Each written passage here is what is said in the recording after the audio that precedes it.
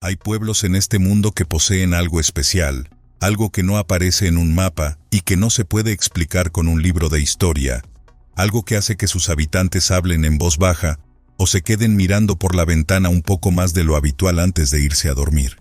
No todos están abandonados. Algunos rebosan de vida, los niños van a la escuela, la gente compra víveres, los negocios abren y cierran, y sin embargo, entretejido en el ritmo cotidiano hay algo que nadie ha podido explicar del todo. Un sonido que surge de la nada, un fuego que no se apaga, una palabra grabada en un árbol y toda una comunidad que simplemente desapareció. Luces que han danzado por el desierto durante más de un siglo sin que la ciencia haya podido confirmar su origen. No hablamos de leyendas inventadas para atraer turistas, aunque algunos de estos lugares han aprendido a convivir con la atención que despierta su misterio. Hablamos de lugares donde algo real sucedió, o donde algo real sigue sucediendo, y donde aún no se ha encontrado la respuesta definitiva.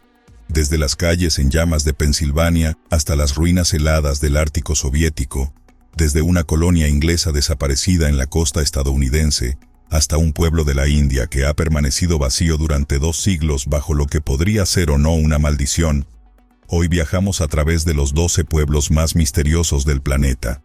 Estos lugares son reales, sus historias están documentadas, y en cada uno de ellos al menos una pregunta importante permanece sin respuesta.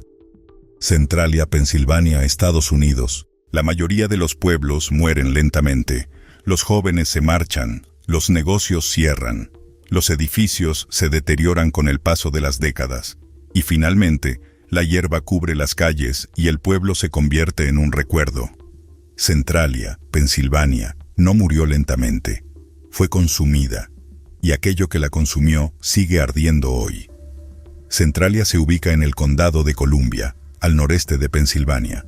Antiguamente una comunidad minera de carbón, llegó a tener alrededor de 2.800 habitantes en su apogeo en la década de 1890. Para 2020, el censo registró solo 5 personas. La oficina de correos cerró. El código postal fue revocado, las carreteras fueron declaradas inhabitables, y el fuego que lo envuelve todo lleva ardiendo desde 1962, y según el Departamento de Protección Ambiental de Pensilvania, podría seguir ardiendo durante otros 250 años. Todo comenzó con un incendio en un vertedero. En mayo de 1962, trabajadores contratados por el Ayuntamiento de Centralia prendieron fuego al vertedero municipal para limpiarlo. Una práctica común en aquella época. Sin embargo, el vertedero se encontraba dentro de una mina a cielo abierto abandonada. El fuego se propagó a través de una abertura sin sellar en la mina y se extendió por el inmenso laberinto de túneles de carbón abandonados que discurrían bajo toda la ciudad. Una vez que alcanzó las vetas de carbón, se convirtió en un incendio incontrolable. Entre 1962 y 1982, las agencias gubernamentales gastaron más de $7 millones intentando extinguir el fuego. Sellaron las aberturas, cavaron zanjas y rellenaron las minas con materiales no combustibles. Nada funcionó. El fuego se propagó por 4 frentes, alcanzando profundidades de hasta 90 metros en un área de aproximadamente 1.590 hectáreas.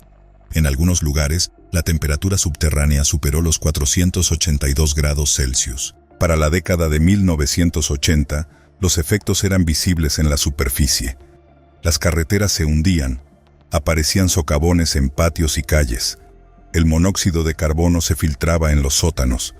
Los árboles se ennegrecían y morían. El humo y el vapor se elevaban por las grietas del suelo. El día de San Valentín de 1981, un niño de 12 años llamado Todd Domboski estaba en su patio cuando el suelo cedió bajo sus pies. Cayó en un socavón de más de 45 metros de profundidad, lleno de calor y gases tóxicos. Sobrevivió solo porque logró agarrarse a la raíz de un árbol antes de que llegara su primo y lo sacara. En 1983, el Congreso asignó más de $42 millones para reubicar a los residentes. La mayoría aceptó la indemnización. Sus casas fueron demolidas. Las calles que tenían nombres y direcciones quedaron convertidas en caminos pavimentados vacíos que atravesaban lo que parecían campos. Para 1990, solo quedaban 63 residentes. En 1992, el Estado expropió todas las propiedades restantes y eliminó el código postal del pueblo. Unos pocos residentes se negaron a marcharse y finalmente llegaron a un acuerdo legal que les permitió vivir el resto de sus vidas en Centralia, tras lo cual el Estado se quedaría con sus casas. Hoy Centralia parece casi un desierto, una cuadrícula de calles vacías, unos pocos cementerios que no se pueden trasladar, una sola iglesia que aún celebra misas porque, en lugar de carbón, se asienta sobre ella roca sólida. Unos respiraderos instalados en la ladera liberan vapor del suelo ardiente. Si uno camina por las calles en una mañana fría, puede ver el calor que emana de la tierra. El fuego es real, el peligro es real. El pueblo ha desaparecido y no volverá. Y el fuego perdurará más que todos los que lean esto.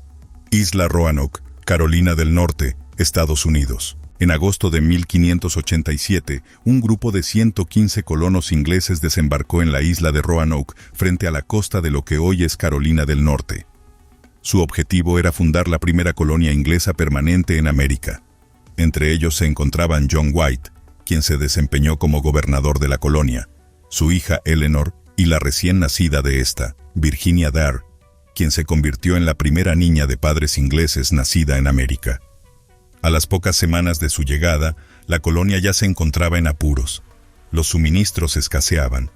Las relaciones con algunos de los grupos indígenas de los alrededores se habían deteriorado a causa de expediciones inglesas anteriores.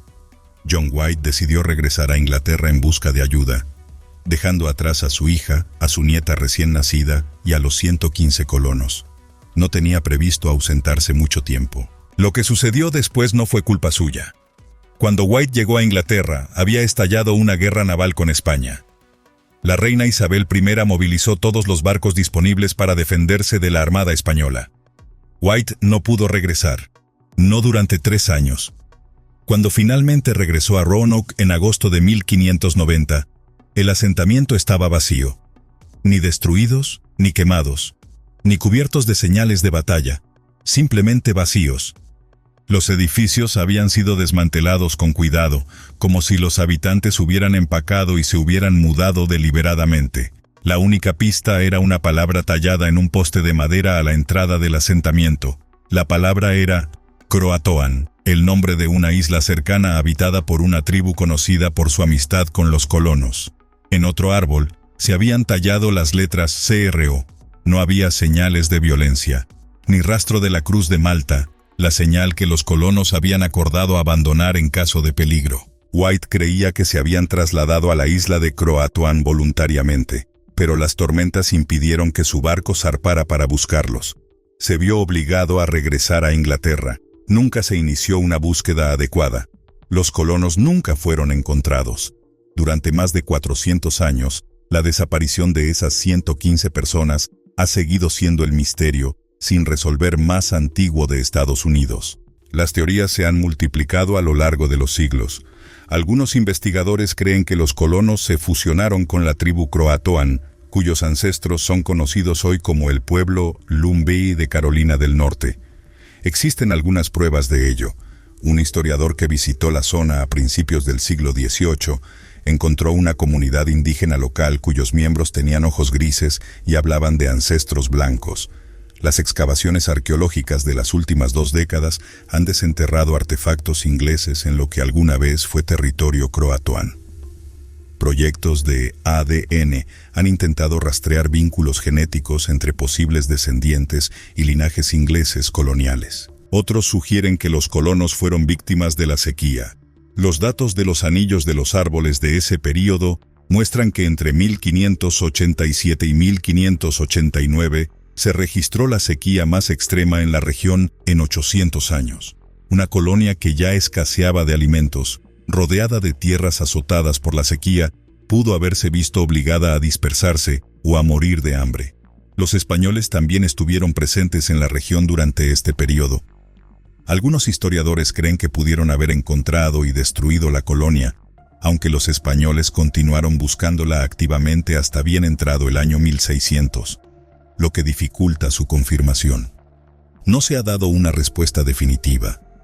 La colonia estaba allí, y luego desapareció. y lo único que quedó fue una palabra tallada que tal vez habría dado con la respuesta si alguien hubiera podido seguirla a tiempo. Taos, Nuevo México, Estados Unidos. Taos es un pequeño y hermoso pueblo en el desierto alto del norte de Nuevo México, conocido por su comunidad-pueblo que ha estado habitada continuamente durante más de 1000 años, por su escena artística y por el extraordinario paisaje de las montañas Sangre de Cristo. También es conocido por un sonido. Los residentes comenzaron a reportarlo a principios de la década de 1990. Se trata de un zumbido o pitido persistente de baja frecuencia, descrito por diferentes personas como similar al sonido de un motor diésel al ralentí a lo lejos, un lavavajillas funcionando en otra habitación, o una hélice zumbando suavemente en algún lugar del horizonte. Según se informa, el sonido proviene de todas partes y de ninguna a la vez. Parece más fuerte en interiores que en exteriores. Es peor por la noche. El problema es que no todos pueden oírlo. Según las estimaciones, solo alrededor del 2% de la población local afirma oír el zumbido de Taos. Para quienes lo oyen, la experiencia no es una simple curiosidad. Algunos lo describen como implacable y exasperante. Interrumpe el sueño. Provoca náuseas, dolores de cabeza y fatiga. Intentar bloquearlo tapándose los oídos no surte efecto, o a veces lo empeora. Algunos residentes se mudaron y relataron que el zumbido los siguió durante kilómetros antes de desvanecerse finalmente. El misterio se volvió tan serio que, en 1993, los residentes solicitaron al Congreso de los Estados Unidos una investigación. Se formó un equipo científico con miembros del Laboratorio Nacional de los Álamos, los Laboratorios Nacionales Sandia, el Laboratorio de la Fuerza Aérea Phillips y la Universidad de Nuevo México. Trajeron instrumentos de monitoreo sensibles capaces de detectar ondas sonoras, actividad sísmica y campos electromagnéticos en un amplio rango de frecuencias. Estudiaron la zona, reprodujeron tonos de muestra a los residentes que afirmaban oír el zumbido, pidiéndoles que identificaran la frecuencia. Realizaron encuestas a miles de personas.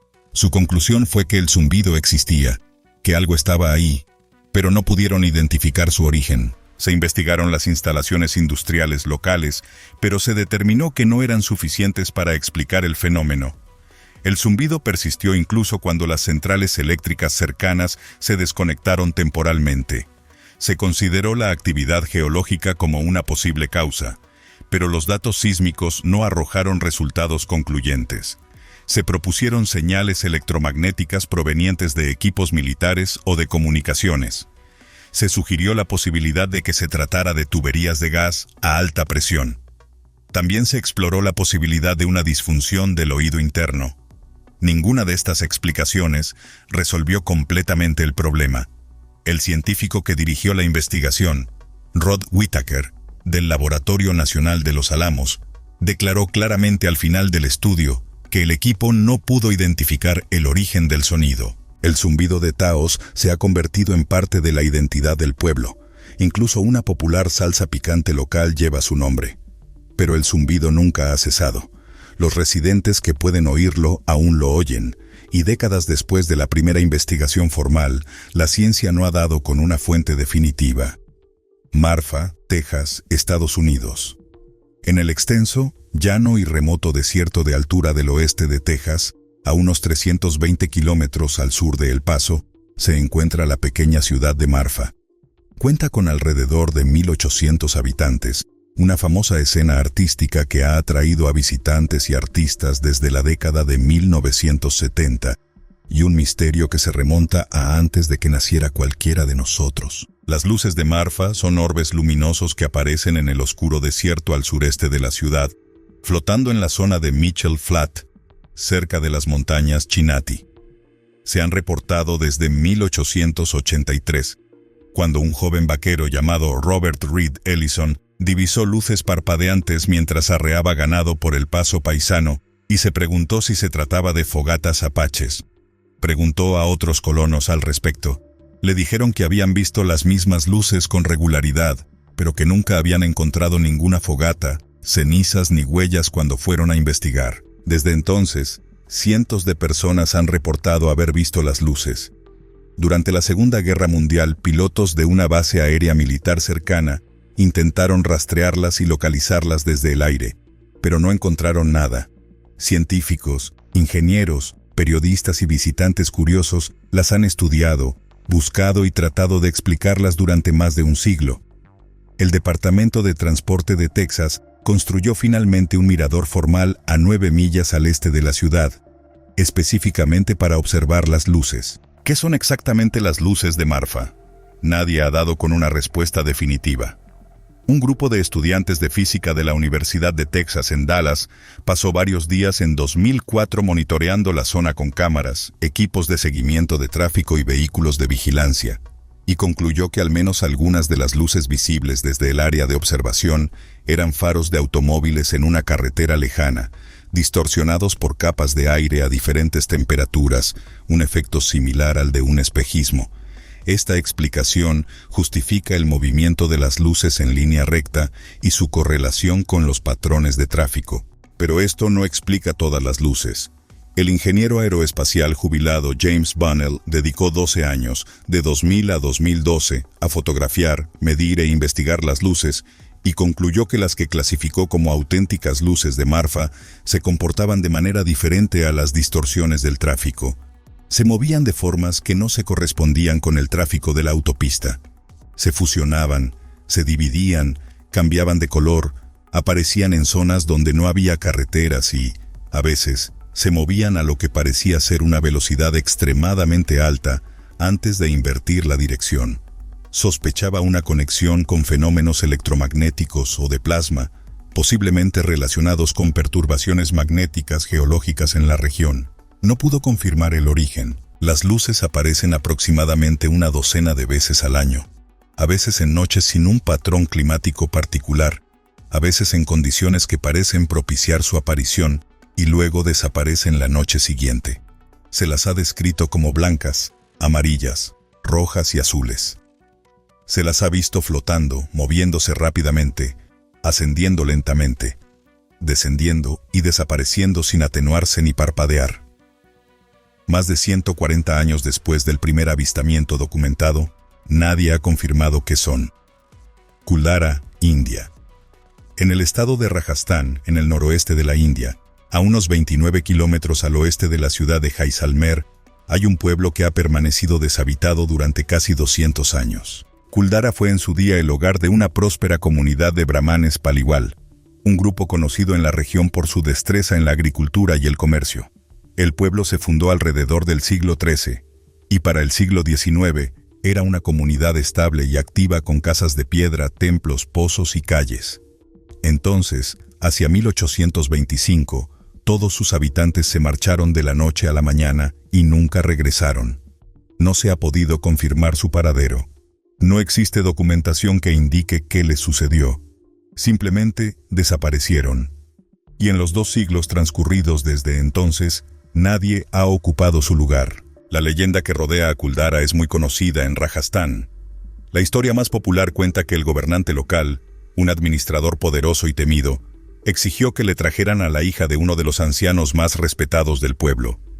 Los brahmanes paliwal, en lugar de obedecer o enfrentarse a una persecución continua, tomaron la decisión colectiva de abandonar no solo Kuldara, sino también todos los pueblos de los alrededores. Según la leyenda, al marcharse, lanzaron una maldición sobre la tierra, declarando que nadie podría volver a asentarse allí jamás. Lo que sí se puede confirmar es que el pueblo fue abandonado. Lo que también se puede confirmar es que los intentos de repoblar la zona durante las décadas siguientes no dieron como resultado ninguna comunidad permanente. El Servicio Arqueológico de la India ha declarado a Kuldara sitio patrimonial protegido. Las ruinas de las casas de piedra aún se mantienen en pie. Las calles aún son visibles, los templos aún permanecen. Quienes han visitado el lugar y permanecido allí tras la puesta del sol han reportado ruidos extraños y la sensación de ser observados, algo que no han podido explicar. En 2013, un equipo de la Sociedad Paranormal India pasó una noche en Kuldara con equipos de monitoreo y registró lecturas que describieron como anómalas. Sin embargo, nada de esto ha sido confirmado mediante análisis científicos. Lo que se ha confirmado es lo siguiente. Un pueblo de cientos de habitantes, próspero y asentado durante siglos, fue abandonado en una sola noche. Nadie regresó, y nadie ha podido explicar exactamente a dónde fueron, ni por qué la tierra ha permanecido deshabitada desde entonces. Pripyat, Ucrania. En abril de 1986, un reactor nuclear de la central eléctrica de Chernóbil explotó. La explosión liberó radiación al aire, el agua y el suelo circundantes a niveles que hicieron inhabitable la zona cercana. La ciudad más próxima, la proyectada ciudad soviética de Pripyat, fue evacuada prácticamente de la noche a la mañana. Pripyat se construyó en 1970 específicamente para albergar a los trabajadores de la central de Chernóbil y sus familias.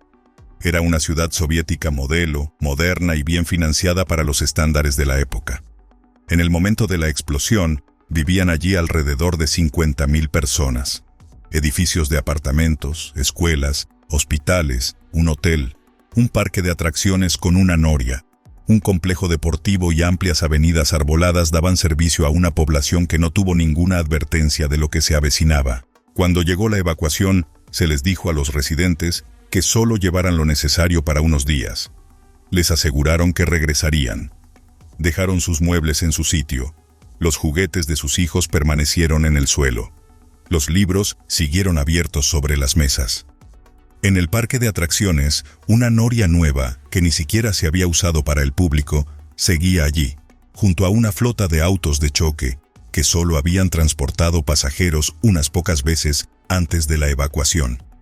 Nunca regresaron. Los niveles de radiación en Pripyat y sus alrededores siguen siendo peligrosos, aunque han disminuido significativamente en las décadas transcurridas desde el accidente.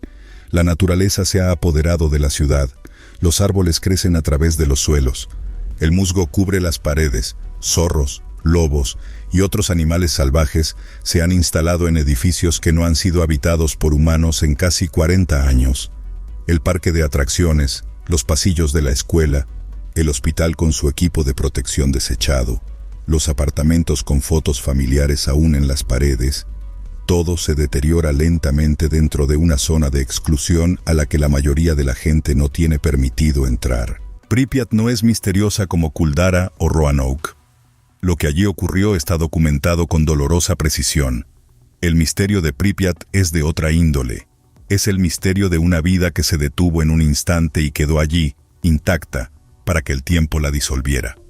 Los objetos personales de 50.000 personas, abandonados en un instante, desapareciendo lentamente en un paisaje que nunca les perteneció. Isla Hashima, Japón frente a la costa de Nagasaki, en el sur de Japón, se alza la isla de Hashima, emergiendo del mar como una fortaleza de hormigón. Es lo suficientemente pequeña como para cruzarla a pie en pocos minutos, y sin embargo, en su día albergó una de las poblaciones humanas más densas jamás registradas en la Tierra. Hashima era una isla minera de carbón. Mitsubishi la compró en 1890 y comenzó a construir instalaciones para extraer los depósitos de carbón bajo el lecho marino. Durante las décadas siguientes, la isla se transformó. Se construyeron muros de contención de hormigón alrededor de todo el perímetro para protegerla de las olas. Se edificaron edificios de apartamentos de varias plantas, apilados lo más juntos posible para albergar a la creciente fuerza laboral. La isla contaba con escuelas, un hospital, un cine, tiendas, una piscina, jardines en las azoteas y espacios comunitarios. En su apogeo, a principios de la década de 1960, alrededor de 5.300 personas vivían en una isla de tan solo 6,5 hectáreas.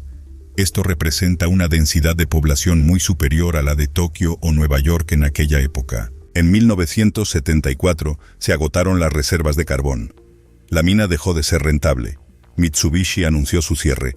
Los trabajadores y sus familias tuvieron poco tiempo para recoger sus pertenencias y marcharse, y en cuestión de semanas, la isla quedó desierta.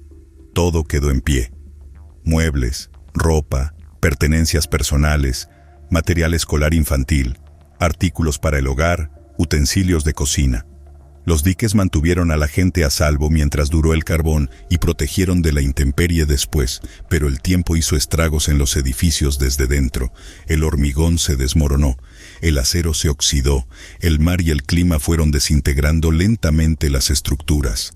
Durante décadas, la isla permaneció completamente inaccesible, situada a pocos kilómetros de la costa en un estado de deterioro acelerado. Hashima reabrió sus puertas al turismo de forma limitada en 2009 y fue declarada Patrimonio de la Humanidad por la UNESCO en 2015.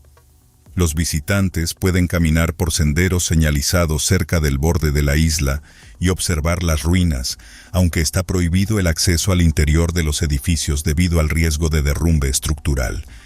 Hashima encierra una oscuridad particular que va más allá del abandono. Durante la Segunda Guerra Mundial, el gobierno imperial japonés empleó a trabajadores forzados coreanos y chinos en las minas, en condiciones documentadas como brutales. Muchos murieron. Su historia fue negada durante décadas antes de ser reconocida plenamente en los últimos años. La isla permanece allí, aún visible desde la costa de Nagasaki, siendo gradualmente invadida por la brisa marina y el paso del tiempo. Fue uno de los lugares más densamente poblados del planeta y ahora está deshabitada. Nadie volverá a vivir allí jamás. Bodie, California, Estados Unidos. En lo alto de las montañas del este de California, a más de 2.400 metros de altitud, se encuentra Bodie. El viento sopla casi constantemente. En invierno la temperatura desciende muy por debajo del punto de congelación y la nieve se acumula contra las paredes de madera de los edificios que no han sido reparados en más de un siglo. Bodie fue un pueblo minero durante la fiebre del oro. Cuando se descubrió oro allí, en 1859, el pueblo creció rápidamente. A finales de la década de 1870, su población se estimaba entre 7.000 y 10.000 habitantes, lo que lo convertía en una de las ciudades más grandes de California en aquel entonces. Tenía salones, bancos, hoteles, periódicos, escuelas, iglesias, burdeles y una reputación de violencia y anarquía extremas. Se dice que los asesinatos eran tan comunes en los años de mayor auge de Bodie que algunas fuentes sugieren que el pueblo registraba un promedio de al menos un homicidio por día durante su periodo más peligroso. La comunidad era tan conflictiva que se cuenta que una joven cuya familia se mudaba allí escribió en su diario que iba a la mala Bodie. El oro se agotó. La población se desplomó. A principios del siglo XX, Bodie estaba prácticamente deshabitada. Un incendio en 1932 arrasó gran parte de lo que quedaba. Los últimos residentes permanentes se marcharon alrededor de 1942. El estado de California declaró a Bodie Parque Histórico Estatal en 1962, y desde entonces se ha mantenido en lo que los responsables del parque denominan un estado de deterioro controlado, ni restaurado ni demolido, sino simplemente estabilizado para frenar su deterioro.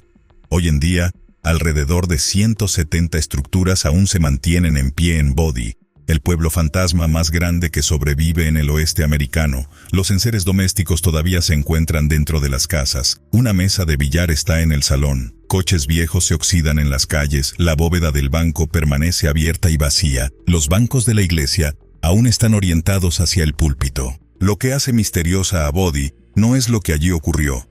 Los pueblos de la fiebre del oro siguieron un patrón bien documentado de auge y caída. Lo que la hace misteriosa es la sensación que transmite.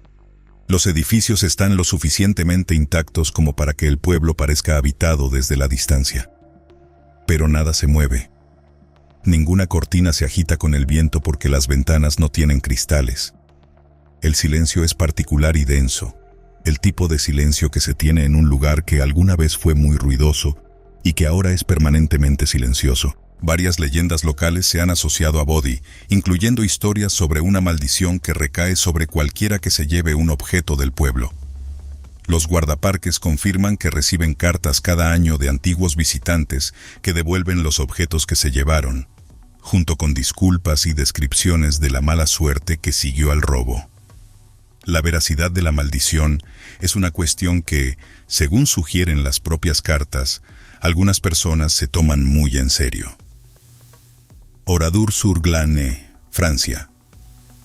El 10 de junio de 1944, 4 días después del desembarco aliado en Normandía, el pequeño pueblo francés de Oradour-sur-Glane fue rodeado por una unidad de tropas alemanas de las Waffen-SS. Lo que siguió ocurrió en menos de un día. Los soldados reunieron a toda la población del pueblo, separaron a los hombres de las mujeres y los niños. Los hombres fueron llevados a graneros y dependencias alrededor del pueblo y fusilados. Luego prendieron fuego a los edificios para quemar los cuerpos. Las mujeres y los niños fueron conducidos a la iglesia del pueblo. La iglesia también fue incendiada. Cuando la gente intentaba escapar, los soldados les disparaban en las puertas y ventanas. Al final, más de 640 personas habían muerto. El pueblo mismo quedó reducido a cenizas. La razón oficial del ejército alemán para la masacre nunca se ha esclarecido satisfactoriamente. Algunos historiadores creen que se llevó a cabo como castigo colectivo en respuesta a la actividad de la resistencia francesa en la región. Otros creen que la aldea pudo haber sido confundida con otra localidad cercana. Los soldados responsables nunca han ofrecido una explicación clara. Solo una condena relacionada con la masacre fue confirmada en una sentencia judicial firme y se dictó más de 50 años después de los hechos. Tras la guerra, el gobierno francés tomó una decisión que diferenció a Oradour de todos los demás pueblos destruidos de Francia. No se reconstruiría, no se desalojaría. Las ruinas se dejarían exactamente como estaban el 10 de junio de 1944, y así ha sido. Coches calcinados yacen en las calles donde se detuvieron. Máquinas de coser reposan entre las ruinas de las casas. El interior de la iglesia aún conserva las marcas del fuego. Cerca de allí se construyó un nuevo Oradour para que vivieran los supervivientes y sus descendientes. Pero el antiguo pueblo permanece intacto, congelado en el tiempo, conservado como un monumento y un testimonio permanente de lo sucedido. El misterio de Oradour no es sobrenatural, es humano. ¿Por qué murieron esas personas en particular, en ese pueblo en particular, esa tarde en particular? Los registros oficiales están incompletos. Los soldados no dieron explicaciones. Y el pueblo permanece como una incógnita, preservada de tal manera que la pregunta seguirá planteándose mientras queden las ruinas. Isla de Poveglia, Italia. En la laguna veneciana, no lejos del extremo sur de Venecia, se encuentra una pequeña isla llamada Poveglia. No es grande, no llama la atención desde la distancia, pero alberga la que quizás sea la historia más pesada de cualquier territorio habitado en el Mediterráneo. Durante siglos, Poveglia sirvió como estación de cuarentena. Los barcos que llegaban a Venecia durante los brotes de peste debían hacer escala en Poveglia, donde se retenía a los pasajeros enfermos o sospechosos de portar la enfermedad. Muchos murieron allí. Durante la peste negra del siglo XIV y los brotes de peste posteriores, los muertos de Venecia también fueron transportados a Poveglia y enterrados en fosas comunes. Finalmente, los cuerpos tuvieron que ser incinerados. Las estimaciones sobre cuántas personas murieron y fueron enterradas o incineradas en la isla a lo largo de los siglos varían, pero algunos historiadores sugieren que la cifra podría superar las 160.000. Un análisis de suelo realizado en 2006 reveló que el suelo en algunas partes de la isla está compuesto por más del 50% de cenizas humanas. A principios del siglo XX, se construyó un hospital psiquiátrico en la isla. Los pacientes estuvieron alojados allí durante décadas. Circulaban historias de que un médico del centro realizaba experimentos con pacientes en un campanario y que, finalmente, enloqueció y se arrojó desde la torre, aunque la veracidad de estos relatos es cuestionable. El hospital cerró en 1968. Desde entonces, la isla ha permanecido deshabitada. Actualmente, el acceso al público está restringido y es propiedad del gobierno italiano.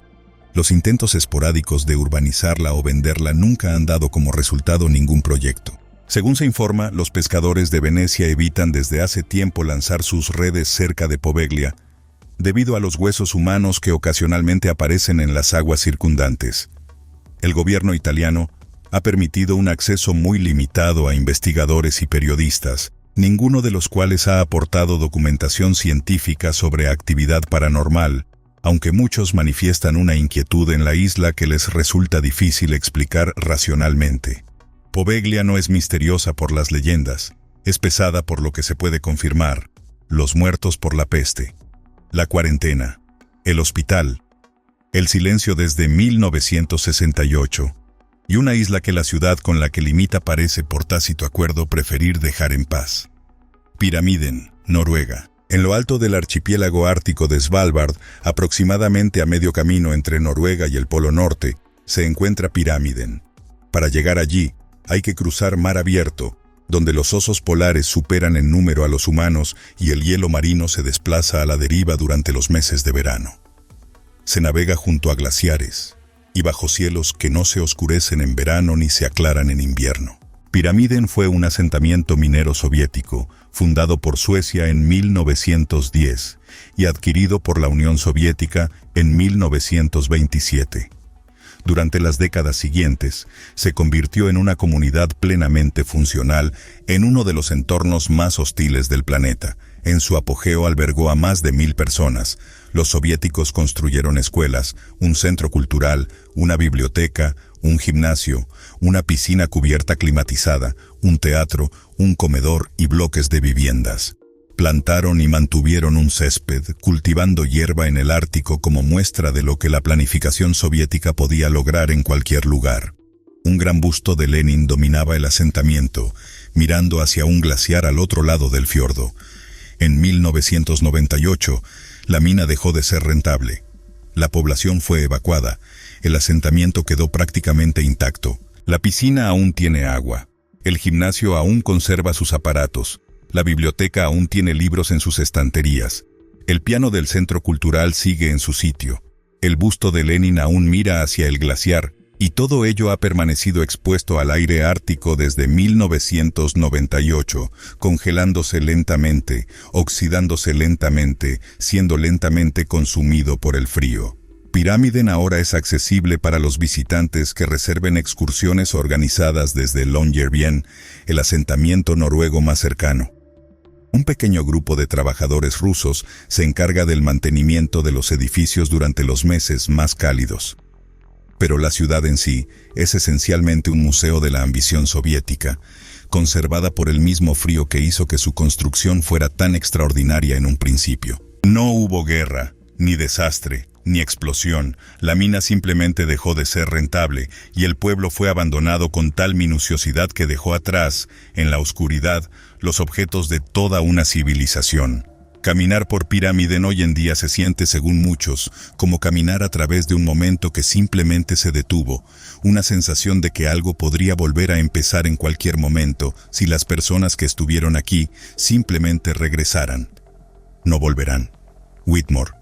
El pueblo que desaparece. Escocia. En las remotas tierras altas de Escocia, hay lugares donde se puede caminar por terrenos abiertos que antaño estuvieron habitados y encontrar apenas los tenues contornos de cimientos de piedra bajo la hierba, comunidades enteras que antaño cultivaban, pescaban, criaban hijos, enterraban a sus muertos y construían vidas sencillas pero auténticas en uno de los paisajes más agrestes de Europa. Estos asentamientos no declinaron por sí solos, fueron desalojados deliberadamente. Entre finales del siglo XVIII y mediados del XIX, un proceso conocido como los desalojos de las tierras altas asoló las tierras altas e islas de Escocia.